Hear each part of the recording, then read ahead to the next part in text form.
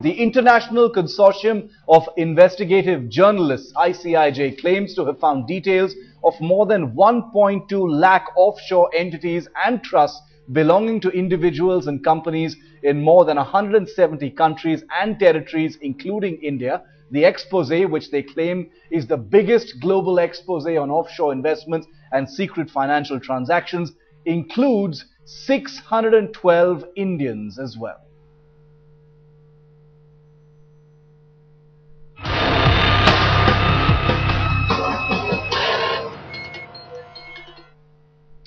Well, before we tell you more about the Indians involved, let's tell you how the International Group of Investigative Journalists, also known as the ICIJ, came to these alarming conclusions. Well, let's now tell you what ICIJ did, and here is what helped ICIJ decode the tax havens secrets. It took about 15 months for the consortium to come to its conclusions.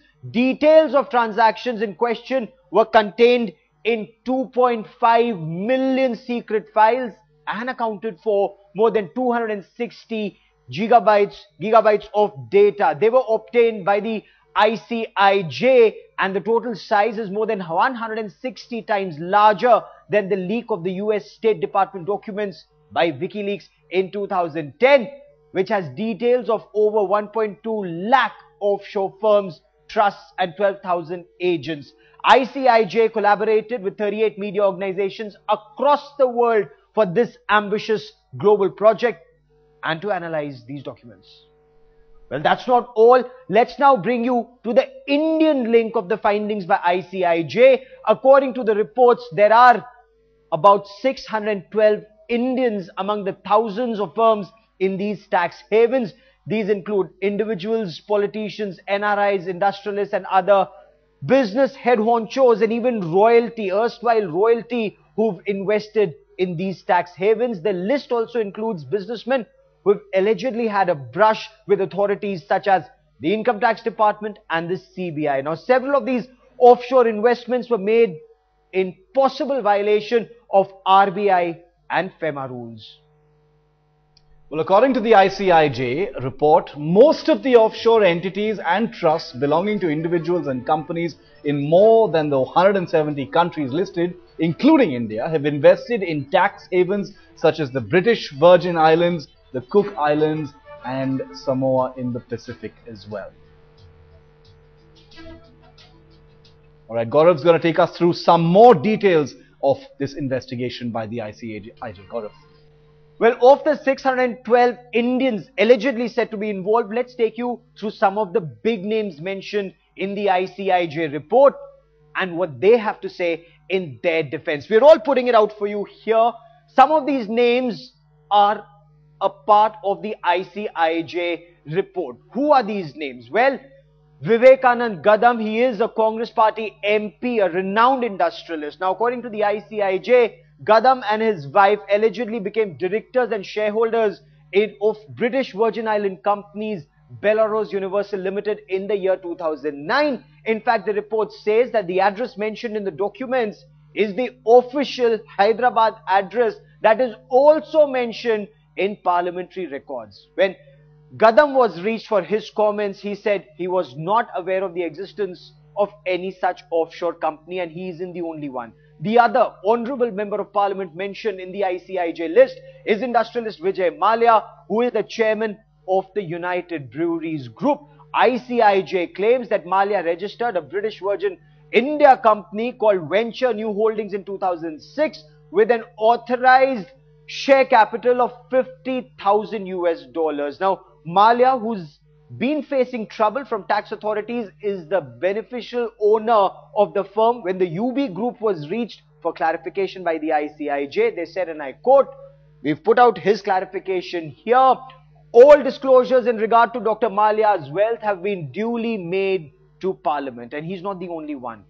The Bangalore-based Karuturi Group, now who's a large chairman, who's the chairman of the Karuturi Global Limited, is also a part of the ICIJ list. According to the report in 2007, Karuturi registered companies in tax havens with huge authorized capital. He is allegedly a shareholder or beneficial owner of 6 companies. Shiv.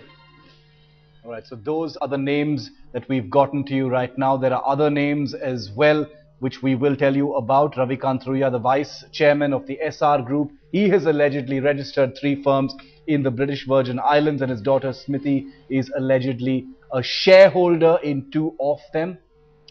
Okay, we'll run you through some of the other names in just a short while from now. We want to quickly bring in our reporters for more perspective on this story. Virendra Singh Gunawat joins me live from Mumbai as well.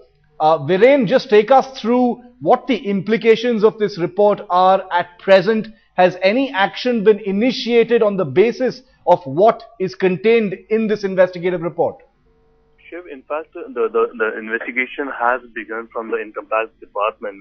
Headlines today spoke to the Director General of Income Tax Investigation Wing in Mumbai. He made it very officially that we didn't knew these names because they had earlier 700 names. Those were from the list of HSBC Bank that was 2 to 3 years back. But now they are getting another 600 names. Viren, just stay with me for a moment. Apologize for interrupting. Dr. Subramanian Swamy is also with us for a reaction. He's president of the Janata Party. Dr. Swamy, what is your reaction to this investigation, sir? Well, that is, in the Virgin Islands and so on. Yeah. Actually, there are 70 places in the world where you can do secret banking. And it's been now estimated that the Indian illegal money in foreign banks, illegal banks, is about 70 lakh crore rupees. Now, to place that number in perspective, look at the total tax revenue of the budget, which is only about 5 lakh crores. This is 14 times that. Yeah. Now, the amount they have found in 612 accounts, you see, is nothing compared to that vast ocean of 70 lakh crores. So, and even in here, you find some names have come. And we have to find out who they are fronting for. And then certainly it's something which the Congress party has to explain, how it's a member of parliament can have the audacity to do something like that. Now, you may recall that the Germans had given you 26 names. Yes, indeed. This time. They have still not come out because those are big names. These are small fries which have come out. So I think the world is now, because of the greater alertness on terrorist financing, now is more and more getting open. And I think there is hope that in the future we will be able to get the names of all the people. Dr. Swamy, this investigation, do you believe it can be the basis for an inquiry that needs to be ordered immediately by the government, or is it just about providing answers and explaining now? Well, and can there be an independent inquiry considering the people who are named?